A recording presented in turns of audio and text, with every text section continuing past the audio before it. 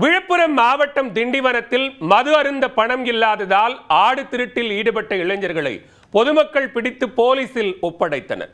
திருடிய ஆடுகளோடு காவல் நிலையத்தில் நிற்க வைத்து விசாரித்ததில் தெரிய வந்தது என்ன?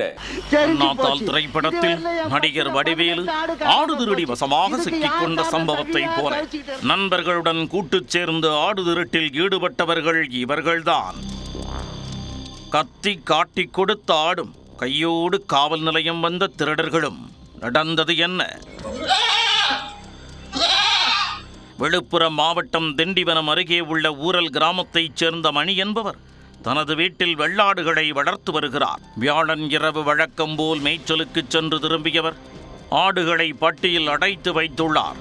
அதிகாலை 3 மணி அளவில் ஆடுகள் கத்தும் சத்தம் கேட்டுள்ளது.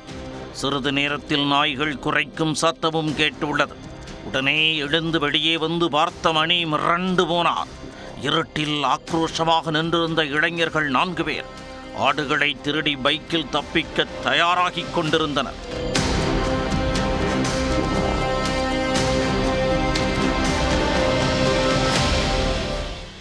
அதை பார்த்ததும் மணி கத்தி கூச்சலிட்டார். சத்தம் கேட்டு அக்கம் பக்கத்தினர் வெளியே வந்தனர். அவ்வளவுதான், ஆடு திருட்டில் ஈடுபட்ட 4 பேரும் கூண்டோடு சிக்கினர். 4 பேரையும் சுற்றி வளைத்து பிடித்த பொதுமக்கள் திருட்டு ஆடுகளோடு சேர்த்து காவல் நிலையத்தில் ஒப்படைத்தனர்.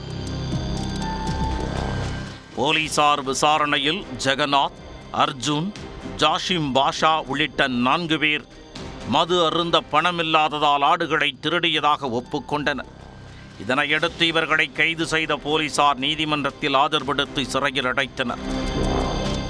ஆடுகளை மீட்டு உரிமையாளரிடம் ஒப்படைத்து திருட்டில் பயன்படுத்திய பைக்குகளையும் போலீசார் பறிமுதல் செய்தனர்.